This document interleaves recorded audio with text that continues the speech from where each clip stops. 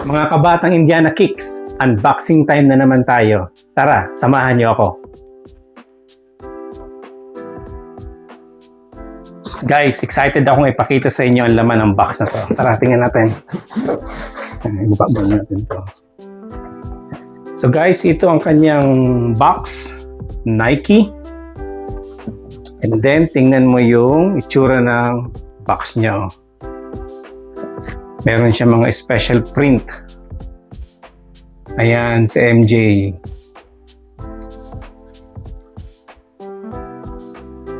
So guys, itong shoes na to ang tinatawag na Air Jordan Retro High OG Fight Club.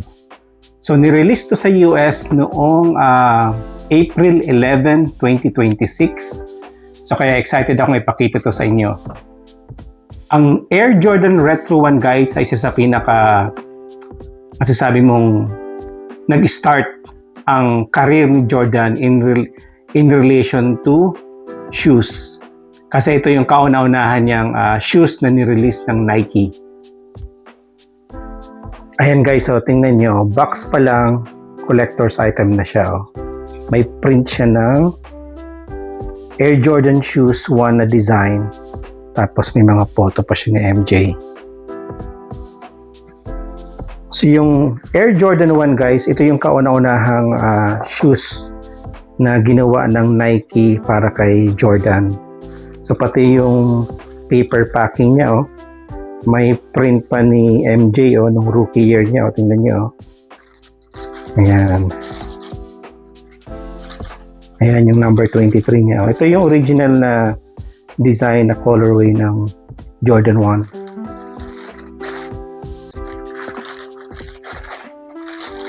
Ayun, yung Fight Club. So yung Fight Club guys, basically color black siya and then may white and red. So ang normal na kulay ng Jordan 1 ay yung black and red. Tapos ito yung mga unang logo guys ng Air Jordan. Classic, very classic. Saka maganda yung pagkaitim niya. Tingnan nyo. Tapos may separate siyang sintas na pink. Pero meron nang nakalagay na white. Parang mas gusto ko yung white. Kayo guys, anong gusto nyo? Pink or white? Tapos yung tang niya, tingnan nyo. Nike Air pa yung logo niya. Tingnan natin sa loob. Ayun, tingnan nyo guys yung insole. Meron pa siyang picture ni Jordan sa loob. Kita nyo? Iba talaga pagkaka-design itong Jordan 1. Tingnan natin yung pangalawa. Ayan. So dito ay yung sintas niyang white. Tingnan natin to. Ayun, yung insole niya guys, meron pa ng ibang design ng kay Jordan, Ang ganda ng pagka-design nito, sa insole, So guys, konting history muna tayo. Ang Air Jordan 1 ang unang signature shoe ni MJ. Di ko alam kung napanood nyo yung movie na Air sa Amazon Prime. Makikita mo doon yung history kung paano nag-sign up si Jordan sa Nike.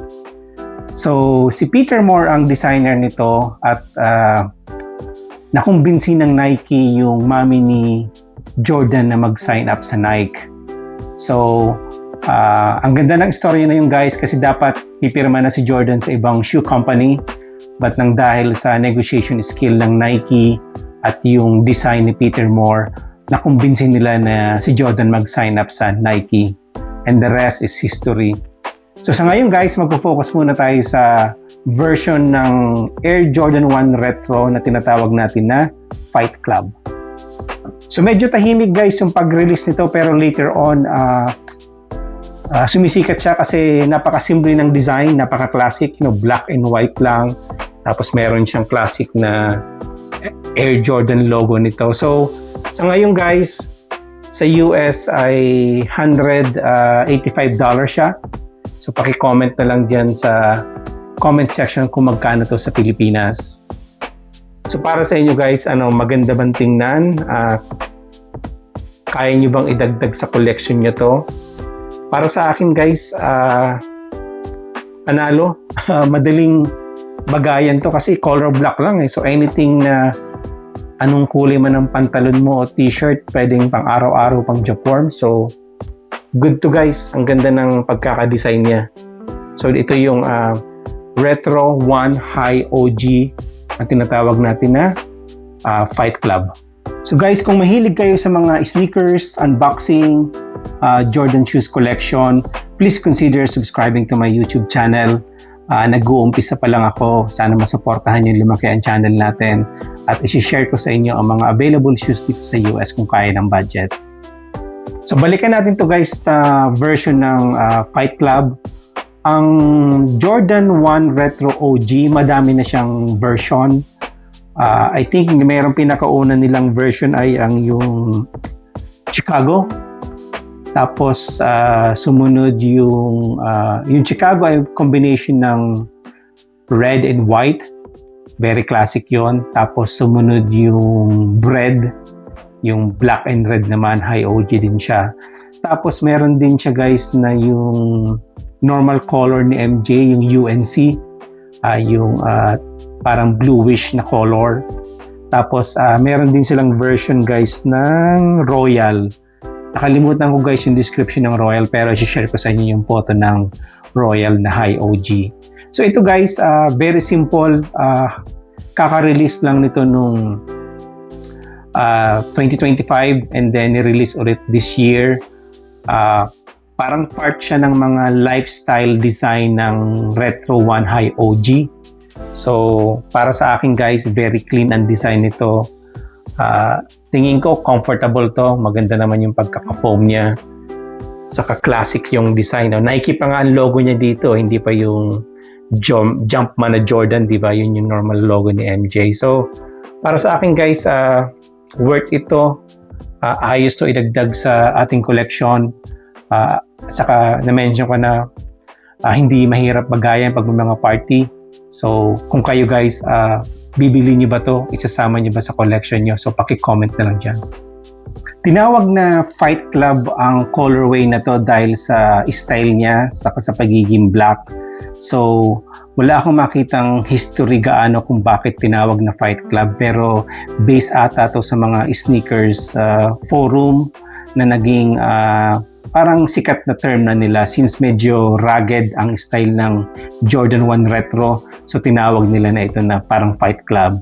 So noong una akala ko part siya nung movie ni Brad Pitt at ni Edward Norton na Fight Club.